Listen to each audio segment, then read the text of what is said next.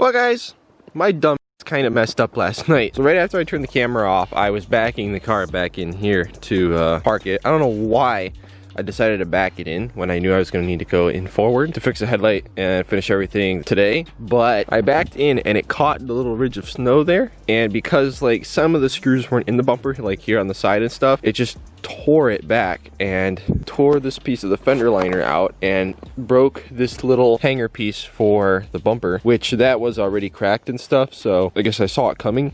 So I'm going to finally have to go ahead and epoxy that today. But it did indeed break this off, and I'm not really sure what happened. I think the zip tie broke, and there's like a small strip that connects this to the other piece. You can see like right here, it's all that connects the two pieces of the fender liner, and it just tore it apart there. The one screw is still in the car, so that tore out. I might have to put a washer on it now. Nothing else really as far as damage is concerned. It didn't break anything else. Well, that's one more thing that I have to deal with today. Also, I was up till the wee hours of the morning trying to work on the next video, and I was really excited. I was all done with it, and I was just watching through the project one more time, but for some reason the file had a really weird issue. I still have not figured out why it happened, and I want to make sure that it does not happen again. But essentially every single cut in the file got completely screwed up because something, I don't know if I bumped a key by accident and did it, or whether the file got corrupted, and I pretty much lost all of my editing progress yesterday. So my video is probably going to be a day late now or more, so I don't know, we'll see. But today is not going in my favor, but it's okay because we're still going to make it a good one.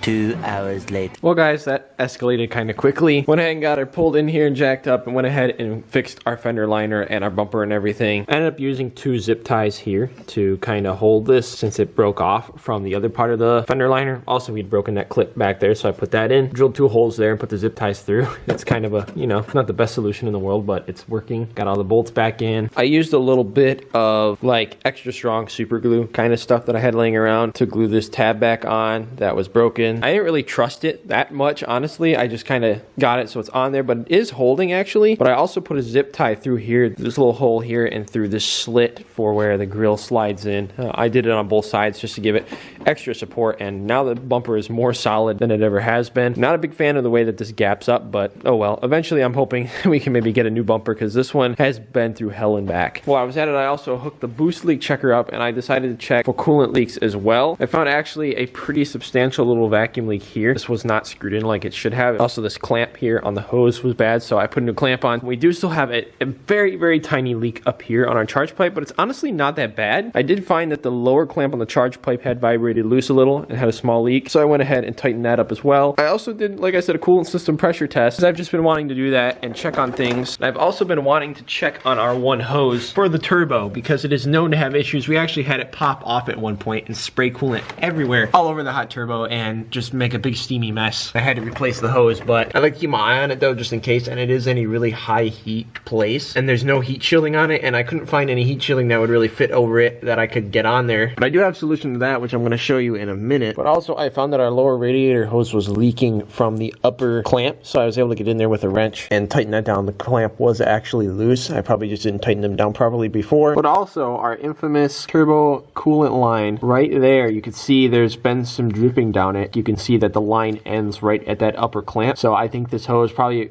I tightened the clamp down a little bit too tight, and all it took was a little bit of heat from the exhaust to dry it out a little bit and cause that little issue. So I'm going to go ahead and replace that really quick, and I've also got a little something that will hopefully prevent that line from having issues in the future.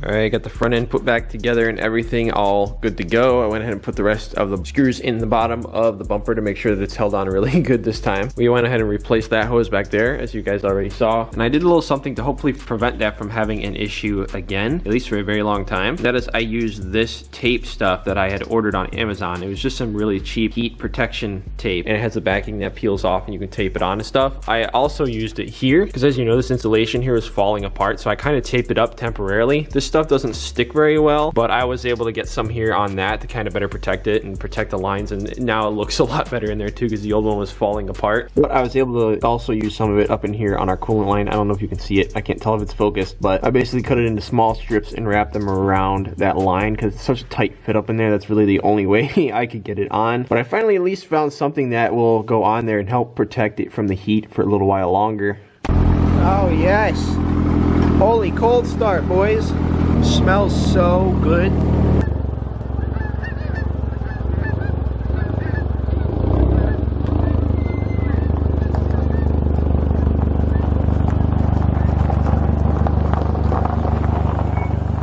So honestly, the main difference that I noticed running the 6K color rating bulbs instead of the 5K bulbs that I ran before in this car is when you're driving, you notice the big difference. Honestly, when you're just standing outside the car looking at the lights, you don't notice that they're much more blue. You can kind of tell, but there's not much of a difference at all between the two. When you're driving, it's much more of a crystal look to it, and much more of a, I don't know how else to describe it other than that. Like, there's the brights right there, and I don't remember them looking like that super crystally white, and honestly I love it. I still think this is the perfect color rating. Like I said in the video where I installed these headlights, which by the way, if you haven't seen that, there is a link to it up in the corner as well as down below. I said that I'm not a huge fan of bulbs that are like super blue, and I know a lot of people like to run 8K bulbs because they have a nice blue hue to them, and they are cool, but me personally, and on this car, I just think that a little bit more on the white side, crisp look, it just fits it better. Finally able to test them out a little bit more by doing some night driving now that we got the car running. They are amazing. It's not fully dark out yet, but you can see how much they're illuminating. I do definitely need to adjust my headlights though and get them so that they're pointed up a tiny bit more. They're pointed really low. I've always needed to do that. I just haven't got around to it, and now that it has LEDs in it again, I can really tell that it needs to be raised a little bit, and it's gonna drive me crazy now, so I need to figure out how to do that.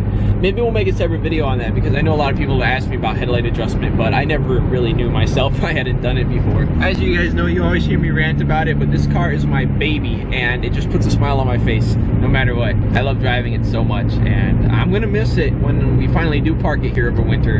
And that brings me to the next thing that I wanted to address. I know a lot of you guys have been wondering, are you still parking that car over winter? Like, what's up with that? Because as you guys know, last winter I actually did park this car, and I did a bunch of work to it. I replaced the timing belt and did a ton of maintenance. We pulled the turbo out of the car and just fixed a bunch of stuff that needed to be fixed, and that way it stayed out of the salt for the year and kept clean. And I'm trying to preserve this car as much as I can. This car has spent quite a few years in New York in the winter where there's salt spread on the road, and salt equals rust, and there are a few spots that I want to clean up and address underneath this car, but there's nothing major, and I would like to keep it that way. But I know a lot of you guys were wondering about that now that I continued to drive this car even though winter started and it started snowing and the salt has been spread. I honestly I don't really care. I mean, I know that I'm going to be parking it here at some point, but I just wanted to continue to enjoy it here into the winter season, especially because I wanted to do a bunch of maintenance to the daily, because, well, you'll figure out why here in the near future. But I decided not to worry about it because I already had some spots that I wanted to touch up underneath the car, and one of the rocker panels actually has a spot where it got nicked and it started to rust, and I need to get that fabricated, and there's some things like that that I want to take care of anyway, so I'm not super worried about it, and I'm going to be cleaning it all out anyways when we finally do park it, cleaning the underside of the car and getting ready to fix all that up, and then we'll be fluid filming it more than likely when all of that is finished, so that we never have to worry about it ever again. I don't know,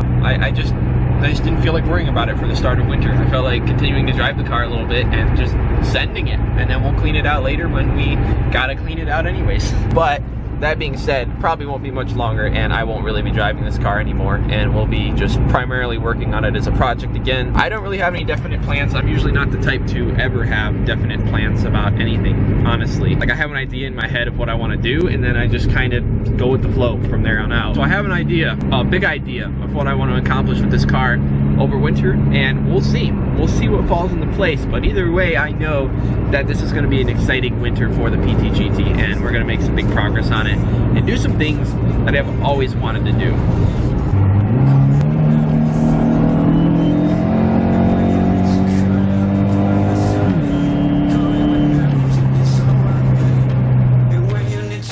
From 1,000 fires, I'm gonna kiss you wherever you are, and I'm gonna miss you. I will never lie. Call me whenever you need someone to be. We're running in the jungle of love.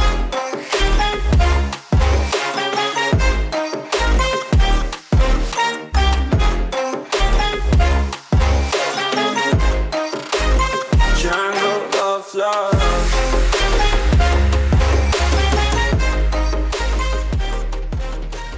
I would dare say that looks a little bit better. You can actually tell it has chrome wheels again now. Hope this video answered a lot of the questions you guys have been asking recently, and I'm glad I was finally able to like actually show you guys the lights more than just a few exterior shots and talk about them a little bit more for anybody who was wondering from the last video. We had a few hang-ups, had a few things kind of pop up and go wrong along the way, so I wasn't able to make that video quite as good as I wanted to, but glad I was able to throw this little one together as we got a few things done on the GT, which is really the daily right now, I must say. We still have a couple of things I'm finishing up on the daily cruiser before it's completely done, and part 3 of the heater core project should be out in the next couple few days. This video just got done slightly earlier than that, so I decided to go ahead and put it out first, but love the look of the LEDs. The car is looking really good. It's running really good. Glad I was able to button up those last couple little things that were on my mind, and we found those last couple little issues. Pretty boring, average maintenance stuff, but you know, I like to take you guys along anyways. You guys seem to enjoy it when I make little videos or big videos, you know, it doesn't really matter. As long as I'm making content on our favorite vehicles here on the fleet, it's always a good time. So I hope you guys enjoy this. Hit the thumbs up button, of course, if you did. Comment on me if you have any questions or anything you guys would like to say. Also, if you guys know, I think I mentioned this in the last video, but I'm gonna mention it again just in case. But if you guys know of any places that sell like LED bulbs for like interior bulbs, and like for example my license plate bulb, I really want to swap that out to LED and like swap out every bulb that I possibly can in this car for LED here as soon as possible. But they're kind of hard to find, so if you guys know of any websites or any places that sell bulbs that you can easily match up to the little specific interior bulbs and stuff and the smaller stuff, let me know down in the comments below. I will happily give you a shout out if it ends up working out. But again guys, thank you so much for watching. I love you all. Hope you guys had an awesome Christmas and are having an amazing holiday, and also happy New Year's, because I think this video is going up on New Year's. So thank you so much for the support. Thank you for watching this quick little video. You rock. God bless, and I will see you in the next one. Peace out. I've got a premonition, I'm dreaming you and I. All my darkest fears are coming outside. We got a billion races, we got this melody, and you can trust me, baby. We got everything.